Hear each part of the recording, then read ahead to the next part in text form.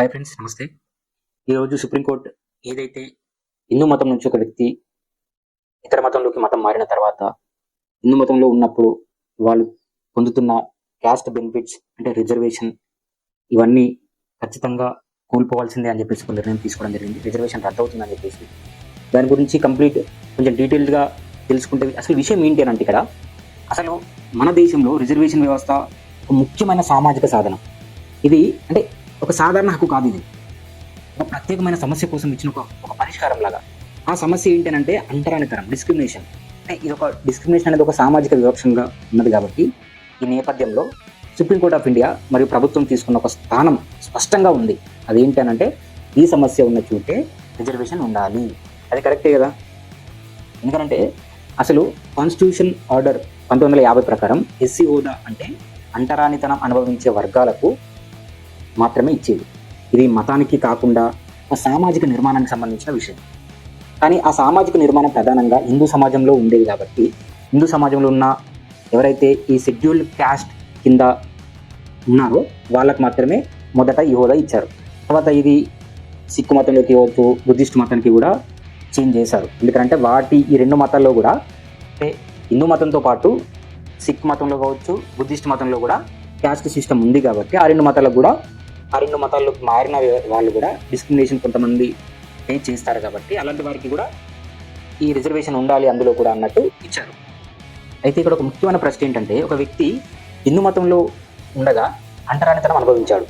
అదే వ్యక్తి క్రైస్తవ మతంలోకి మారాడనుకో, ఇప్పుడు ప్రశ్న అతను మతం ఎందుకు మార్చుకున్నాడు అంటే సాధారణంగా ఇక్కడ డిస్క్రిమినేషన్, వివక్ష, అంటరానితనం ఉంది కాబట్టి మతం మార్చుకున్నాడు.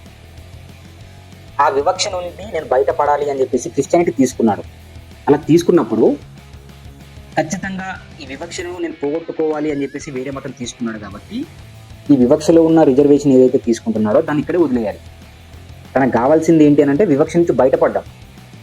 నేను క్రిస్టియానిటీలోకి మతం మారిన తర్వాత కూడా నాకు వివక్ష అలాగే కొనసాగుతుంది అని అనుకున్నప్పుడు మరి నువ్వు అక్కడ ఉండాల్సిన అవసరం ఏముంది? నువ్వు అక్కడికి వెళ్ళాల్సిన అవసరం ఏముంది? క్యాస్ట్ సిస్టమ్ అనే లేని మతంలోకి వెళ్ళి నువ్వు క్యాస్ట్ సిస్టమ్ నుంచి వచ్చిన రిజర్వేషన్ కావాలనుకోవడం తప్పు కదా. ఇక్కడ లాజిక్ పాయింట్ కూడా అదే. ఒకవేళ వ్యక్తి నేను ఇక్కడ డిస్క్రిమినేషన్ ఫీల్ అవుతున్నాను అని చెప్పి మతం మార్చుకుంటే ఆ కొత్త మతంలోకి వెళ్ళిన తర్వాత కూడా అదే డిస్క్రిమినేషన్ ఉంది కాబట్టి నాకు బెనిఫిట్ కావాలి అని అంటున్నాడు. అట్లా అంటే నువ్వు అక్కడ ఆ మతంలో ఉండాల్సిన అవసరం ఏముంది అసలు? అయితే ఈ కోర్టు ఇంత గతంలో జరిగిన విషయాల గురించి ఒకసారి మనము చూసుకుంటే కోర్టు గతంలో Soosai versus union of India court తీసుకున్న నిర్ణయం ప్రకారం ఏంటంటే మతం మారితే సామాజిక పరిస్థితి మారుతుందని ప్రభుత్వం భావించింది. అంతే కదా. అంటే ఒక మతం మారిన వ్యక్తికి వాళ్ళ సామాజికంగా వచ్చిన ఏవైతే పరిస్థితులు ఉన్నాయో అవన్నీ మారుతుందని చెప్పేసి ప్రభుత్వం కూడా భావించింది. అందుకే కన్వర్జేషన్ అని అంటే ఇక్కడ చేంజ్ ఆఫ్ సోషల్ ఐడెంటిటీ.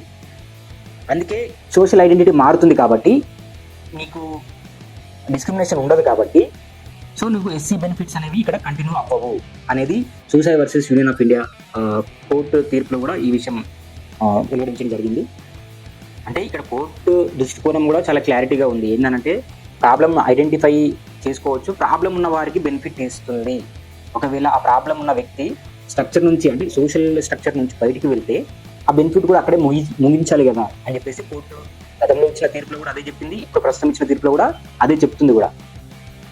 ఇక్కడ కొన్ని ప్రధాన పాయింట్స్ మనం చెప్పుకున్నప్పుడు అసలు కాస్ట్ బేస్డ్ రిజర్వేషన్ ఉండాలి. అంటే రిజర్వేషన్ అంటే కారణాధారంగా ఉండాలి. అంటే అన్టచబిలిటీ అనే కారణాన్ని బేస్ చేసుకుని రిజర్వేషన్ అనేది ఇచ్చింది కాబట్టి దానికి అది లేకపోతే రిజర్వేషన్ అనేది కూడా ఉండొద్దు. ఇంకో విషయం ఏంటంటే ఇక్కడ అంటే స్వచ్ఛంద నిర్ణయం ఉంటుంది కదా. అంటే మతం మార్చుకోవడం మీ స్వచ్ఛంద నిర్ణయం అయినప్పుడు అంటే నిర్ణయం అయితే అంటే ఆ వ్యక్తి నేను ఈ వ్యవస్థ నుంచి బయటకు వస్తున్నాను అని నిర్ణయించుకున్నాడు అనుకో, అప్పుడు అదే వ్యవస్థలో ఉన్న బెనిఫిట్ కూడా కొనసాగించడం సరైనది ఎట్లయితుంది? అంటే కోర్టులను కూడా ఇలా భావించడం కూడా సరైనది. ఎందుకంటే ఒక సిస్టమ్ ఇంటిగ్రిటీ ఉంటుంది. ఒకవేళ కన్వర్షన్ తర్వాత కూడా ఎస్సీ బెనిఫిట్ అలౌ చేస్తే ఎవరైనా ఈ సిస్టమ్ని మిస్యూజ్ చేయొచ్చు కదా. రిజర్వేషన్ లక్ష్యం అనేది డైల్యూట్ అయిపోతుంది. ఎందుకంటే రిజర్వేషన్ మనం దేనికి ఇచ్చామో ఎవరికి ఇస్తున్నాం అనే విషయం కూడా ఇక్కడ డైల్యూట్ అయిపోతుంది. కాబట్టి ఇక్కడ ఖచ్చితంగా రిస్ట్రిక్షన్ అవసరమే. మొత్తానికి ముగింపుగా చెప్పే విషయం నేను చెప్పే విషయం ఏంటంటే అసలు రిజర్వేషన్ అనేది ఒక వ్యక్తి పర్సనల్ ఐడెంటిటీ కాదు, అతను ఎదుర్కొనే సమస్యకి సంబంధించిన విషయం. దానికోసమే రిజర్వేషన్ ఇచ్చారు.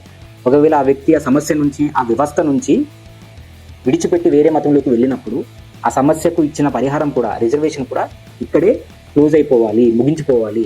అందుకే దానికోసమే హిందూ మతం నుంచి క్రైస్తవ మతంలోకి మారినప్పుడు ఎస్సీ హోదా కూడా రద్దు అవ్వడం అనేది లాజిక్గా, పాలసీ పరంగా సరైన నిర్ణయమే. దీనికి సుప్రీంకోర్టు ఏదైతే ఇస్తుందో ఖచ్చితంగా దీనికి సపోర్ట్ చేయాలి.